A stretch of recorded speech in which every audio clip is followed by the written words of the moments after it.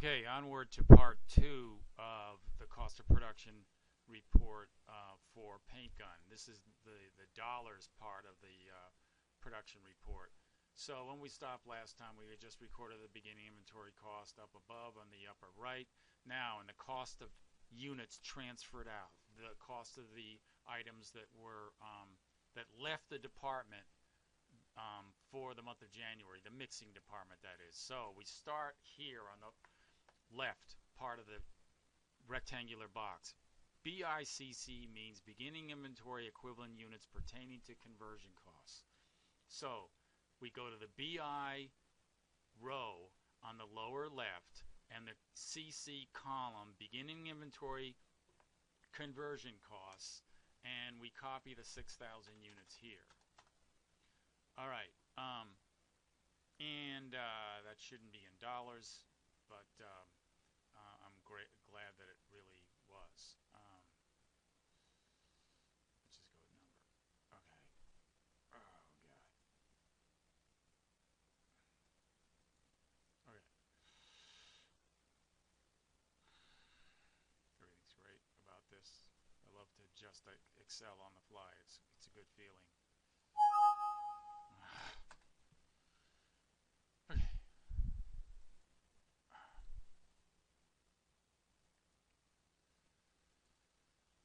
I'll kill it later. Okay, so next. Anyway, we have to go up here first. Direct materials costs added this period is direct materials added during January, $260,000 goes up here. There's the information in your problem, and if we take $260,000 and divide it by, in order to get over here on the right, the cost per equivalent unit, the direct materials, $260,000 divided by the 20,000 total units, direct materials, equivalent units down on the lower left, we'll get $13 even. That's $260,000 divided by the total equivalent units DM in the lower left. The conversion cost total added this period, $180,000 we're told. We enter that. And if you were to take and divide that by the 20,000 equivalent units of conversion costs, you'd come up with $180,000 divided by 20,000 here in the lower middle left, and you'd get 180,000 over 20,000 or $9 cost per equivalent unit conversion costs only. All right, now this number, this 35,000, is our total cost of beginning inventory. Okay, this guy. The total costs added this period will be, of course, 260 and 180, or 440,000. Total cost to account for would be the 35,000 beginning inventory, what we had before, plus $440,000 costs added this period, which will equal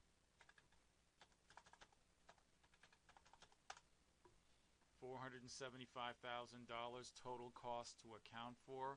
We simply add the $13 and the $9 cost per equivalent unit for materials and conversion costs, and we come up with a total for all costs of $22 per, and we just copy that onto this line. Okay, so these two numbers from the information given, this is a total. This number is added to the beginning inventory to get total cost to account for. And then each one of these numbers, or these first two, are divided by their equivalent units totals in the lower left. And then this number is simply the sum of these two. Now, if we go back here and pull numbers from the lower left, equivalent units, beginning inventory conversion costs, 6,000. The cost per equivalent unit for conversion costs only is a copy from the $9 we calculated just above, 6,000 units times $9 per is $54,000 cost of conversion costs transferred out. Started and completed units would be basically for the same number of 8,000, regardless whether it's materials or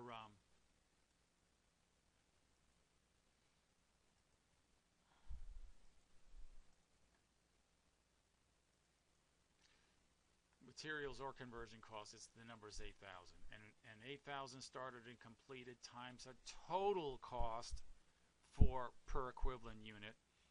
The cost of units transferred out would have all costs added to them if they were started and completed in the period, but of course conversion costs only if they were in beginning inventory. So the 8,000 times 22 total cost is 176 plus 54. These two are added together to get 230,000.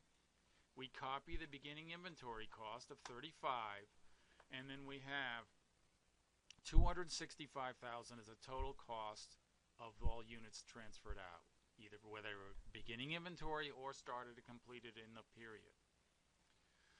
Now we have the cost of units transferred out. What about the cost of everything that was left here that had production done to it in the period? Well, for direct materials equivalent units, there were 12,000 of them. Unfortunately, this spreadsheet is annoyingly set to currency, so we change it, and we think about hurting Excel later. All right, so this guy goes to decrease decimal. All right, 12,000 direct material equivalent units were in ending inventory. DM column, EI row over here on the lower left. 12,000 times a cost per equivalent unit of $13 is $156,000 of materials pertaining to the ending inventory. Then we have 6,000 units pertaining to conversion cost column, ending inventory row. Over again on the left for units, we had 6,000 equivalent units in ending inventory times a cost per equivalent unit of conversion costs only, $9 will be the $54,000 for the conversion costs only in the ending inventory. And we'll make that currency. Total ending inventory cost is the 156 and 54. For a total cost of $210,000, that would be added, the cost of everything left plus the cost of what was transferred out, 265 plus 210 will give us cost to account for, total cost to account for of $475,000, which matches the $475,000 total cost to account for up above.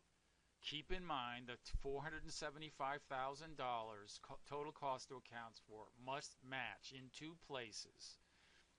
Up above, when we first pull the numbers from the information given in the sum we compute, plus when we generate the cost of everything that left the department, plus everything that was still in the department, the combination of those two sums added together must match the total cost to account for in order for the cost of production report to tie in. So this is kind of a clone of what the finger paint cost of production report is that you're going to have when you do assignment 6, which is due according to your outline, on Wednesday, September 12th. If you have any questions, you can call or email me, or obviously watch this kind of whacked out video again, which was rough. Hopefully as time goes on they'll get a little better, and I'll beat on these spreadsheets more.